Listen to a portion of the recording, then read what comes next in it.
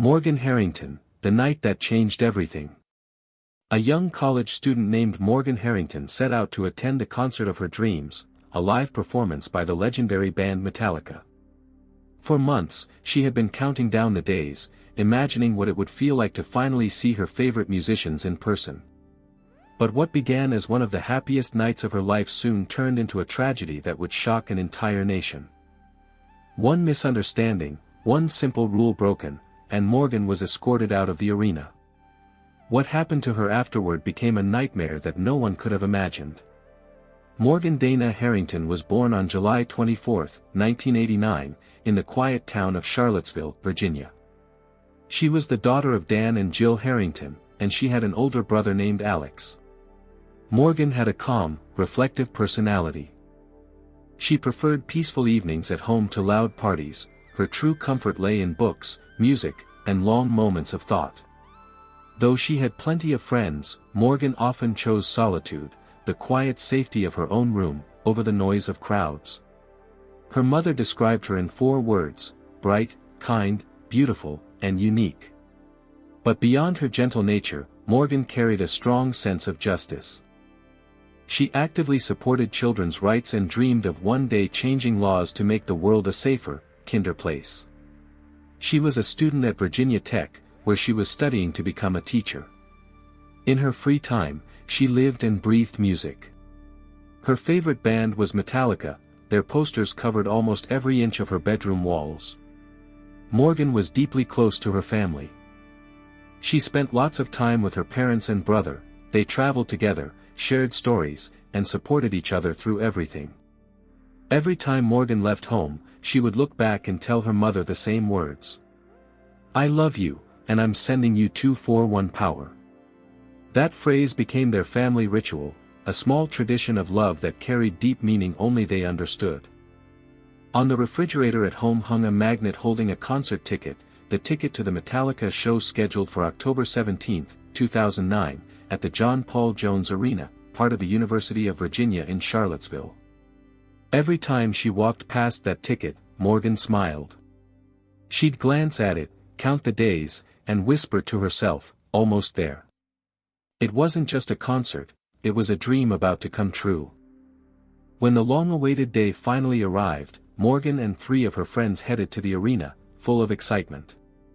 But that night, everything went wrong. Early in the concert, Morgan left her seat to use the restroom.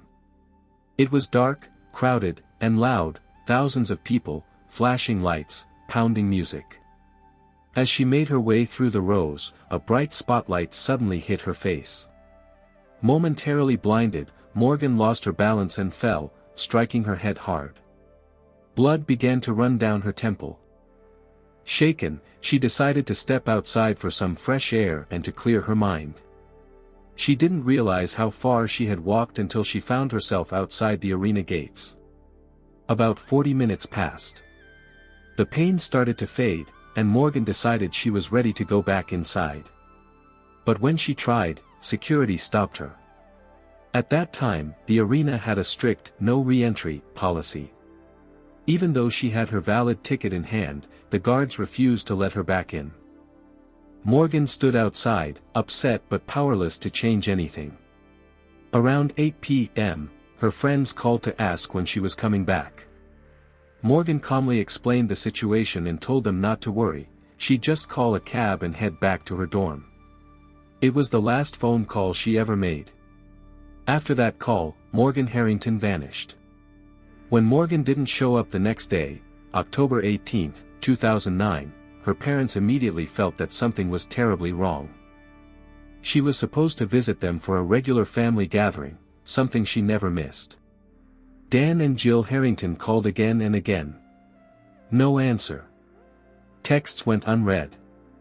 Worried, they reached out to Morgan's friends, who told them what had happened at the concert.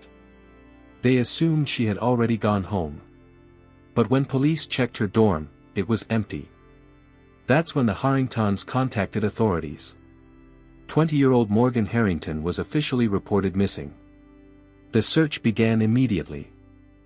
Witnesses were interviewed. Some claimed to have seen Morgan that night standing on a nearby bridge not far from the John Paul Jones Arena. Others said she was spotted talking to 3 men near the arena after being denied re-entry.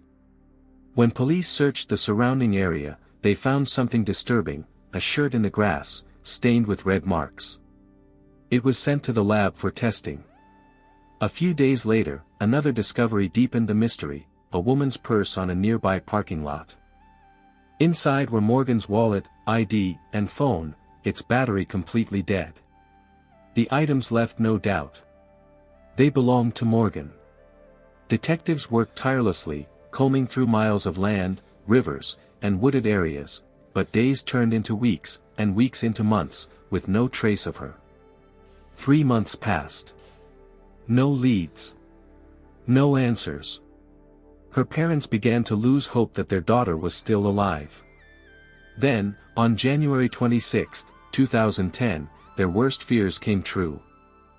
A farmer checking his field discovered something horrifying: human remains lying in an open area about 4 miles from the arena. Forensic testing confirmed the unthinkable: it was Morgan Harrington.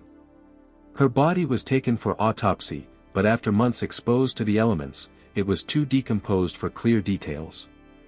Police released no official statement about the cause of death, but her mother, Jill, later said publicly that Morgan's final moments were pure hell. In April 2010, investigators received lab results from the shirt found near the arena. It contained Morgan's blood, confirming she had been attacked outside the venue. Whoever did it, they concluded, knew the area well. The remote field where her body was found wasn't a place you'd stumble upon by chance. Only someone familiar with the landscape would know it was isolated enough to hide a crime. That realization became the first real breakthrough in the case. Forensics had extracted a DNA sample from Morgan's killer, and to everyone's shock, it matched evidence from another unsolved attack that happened 4 years earlier, in the city of Fairfax, Virginia. The link to Fairfax, 2005. On September 24, 2005, a young woman named Emma was walking home after a quick stop at a supermarket in Fairfax. It was around 8:30 p.m. The streets were quiet, the air still. Out of nowhere, a man emerged from the darkness. He was tall, muscular, and dark-skinned, moving with chilling confidence. Without a word, he struck Emma hard, knocking her to the ground. When she came to, he was on top of her.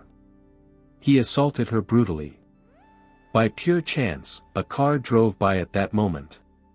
The headlights and sound of the engine scared the attacker, and he ran off into the night, leaving Emma half-conscious on the ground. The driver stopped and rushed her to the hospital. Doctors collected biological evidence from her body, successfully extracting the attacker's DNA. But back then, police couldn't identify him. Emma survived, but her life was never the same. She suffered both physical and emotional trauma so severe that she eventually moved away, trying to start over somewhere far from the memory of that night. 4 years later, the same man would kill Morgan Harrington. The DNA found on Morgan's body matched perfectly with the DNA from Emma's case. The crimes shared the same pattern: extreme and precision. Police released a composite sketch based on Emma's description, but years passed without results. When investigators finally realized the same man had struck again, they turned to the public for help. A $100,000 reward was offered for information leading to the killer. Soon after, Metallica themselves joined the effort, raising the amount to $150,000 and urging fans to come forward with any clue that could solve the crime. Despite massive media coverage, the case went cold again. Time passed. Until, 5 years later, the same predator struck one last time, and this time, he would be caught. The disappearance of Hannah Graham. 5 years later, the same man attacked again. This time, his victim was Hannah Graham, an 18-year-old student at the University of Virginia. Hannah had recently moved to the United States from the United Kingdom with her parents. She was bright, outgoing, and full of life, the kind of girl who made friends wherever she went. On September 14, 2014, she spent her day shopping at a local mall in Charlottesville. That evening, she met up with friends and went bar hopping around town. By around 1 a.m., she was noticeably intoxicated and decided to walk home alone. The night was dark. The streets were nearly empty. Hannah didn't know the city well, and soon, she lost her way. She texted a friend, saying she was wandering around and not sure where I am. That was the last message she ever sent. When Hannah failed to return home the next morning, her parents immediately contacted police. Investigators began reviewing hours of surveillance footage from cameras across Charlottesville, trying to retrace her steps. They saw her walking alone, entering a bar, stopping at a gas station, then appearing on camera again near a pizzeria around 4 a.m. Her steps were unsteady. She was clearly intoxicated. But one thing stood out: a man was following her. He kept his distance at first, crossing the street behind her, then gradually moved closer until he was walking right beside her. Witnesses later recalled him vividly: a tall, dark-skinned man with dreadlocks and a full beard. He struck up a conversation with Hannah, offering to take her to another bar. She agreed, unaware of the danger. People nearby remembered seeing the two together, drinking and talking, before they stepped outside. One bartender remembered them standing near an old orange Chrysler, a taxi. He overheard Hannah say, "I'm not getting in that car with you." Moments later, both of them disappeared into the night. Police launched a citywide search, understanding that every hour mattered.